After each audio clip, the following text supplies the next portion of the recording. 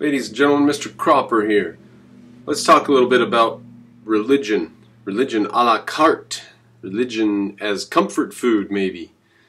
There is nostalgia for religion today. Everybody from Jordan Peterson to the guys that run Prager University to Candace Owens to Mark Stein, they're all religious or profess to be religious, louder with Crowder even. The only thing religious about him is the fact that he says he's religious, which is worrying. Because he's just paying lip service to it, and that's worrying. That he thinks he could get somewhere, or that he could get somewhere, by paying lip service to being religious. Here's what I think is happening. I think a couple of generations of people have grown up in the United States without religion having its boot on their throat the way it was back, say, in the 30s, 40s, and 50s. In the 60s we started coming out of it, and in the 70s the hippie thing and the left and all this, and decoupling religion from society, and you're allowed to do whatever you want now, religion-wise. There's no pressure. But I'll tell you what, going back to that time when religion was the day-to-day way for most of society is not going to be fun and comfortable the way you think it was. It's going to be. Candace Owens and Jordan Peterson are not your friends when they tell you that religion is necessary or good. They are not being friendly to you. They are lying to you. They are saying to you that Bronze Age myths made up to fool ignorant masses are important for you in your life. Now, we can read old poetry and old literature. There's nothing wrong with that. We can read the Bible. There's nothing wrong with that. And we can get whatever value we want to out of reading Aristotle or Homer or the Bible or Virgil or Machiavelli or Nietzsche. We can read anybody we want and we can try to get value out of it. That's fine. I'm not against that. But to say that there is some sort of mystical value in myth, in believing things that are not true or that are unprovable, that is somehow valuable to human beings, this is going to lead to darkness. The sleep of reason brings forth monsters. And religious communities are not safe for individuals. So whatever you think you're trying to build, Candace Owens, Jordan Peterson, whatever you think you're trying to bring back. I grew up in Utah. I grew up under the Mormon Church. And it is a suffocating, dark way to live.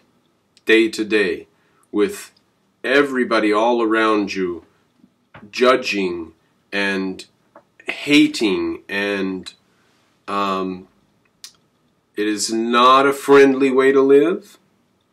It is not a nice way to live. It's not even a way to survive. It is, your chains rest more easily on you if you stoop your shoulders over. That's what religious people live under. They do not live under some sort of magical fairy princess sprinkle dust. They live under a terrible day-to-day grind of spiritual judgment from magical otherworldly beings. It's a terrible, terrible mindset to be in, especially if happiness is your goal in life. And scarily enough, they dismiss happiness. They say, oh, they dismiss it on par with hedonism, don't they? And they just say, oh, well, happiness is just this thing. They haven't read their Aristotle. Aristotle said joy was the momentary thing, just the drunkard stumbling around one night. That's joy. But happiness, he said, is not like one sparrow. A sparrow does not make a summer. It makes a summer's day. You see a sparrow? Okay, that means it's a summer's day. But that does not make the whole season. And one instance of joy does not make you happy as a being across time in your life. Happiness as a being across time in your life involves virtue. It involves practicing, not just thinking about or preaching, but actually acting on your virtues. That's what virtue means, is correct thought or belief in action. Now, that's the way to happiness, not resurrecting some god-awful belief from the Bronze Age. And so these people are not your friends. They're not bringing back anything nice. And when religion does come back to your town, and when you take your kids and you let those religious people say the things that they say, it won't take more than a generation for them to get back into saying some really twisted, evil stuff. And if these church pews go from being empty as they are now to being full again, you will see wackos and craziness, and the religious people coming back will produce a generation of more religious people, and then we're off to the races. This is not a good direction to go in. Fighting Islam is not going to work if we're just going to put on stupid helmets with blinders so we can't see anything. And that's what religion is. It just stops you from understanding the world. So it's a bad path they're trying to take you down, ladies and gentlemen. We need enlightenment. We need reason. We need science. We do not need to delve back in to hundreds or thousands of pages of old myths and lose ourselves in trying to find some value of something from a society that crumbled. I mean, we are not living in ancient Greece or ancient Rome or even the Dark Ages or even Renaissance. We're living in a very modern scientific society. And to the extent that the United States of America works, we're working on Enlightenment values. We're working on what the Founding Fathers set down in 1776. We're not working on the 1400s or the 1500s or the 1600s. And for God's sakes, we're not working with anything that came about in the 1800s, are we? Because that's all Marxism. The French Revolution, that's not America. The Soviet Revolution, that's not America. The only thing that works today is America. The only system that works today is the Enlightenment values of reason that were set down by the Founding Fathers. This is not a Christian nation. This is an Enlightenment nation. The Founding Fathers were not even theistic in some cases.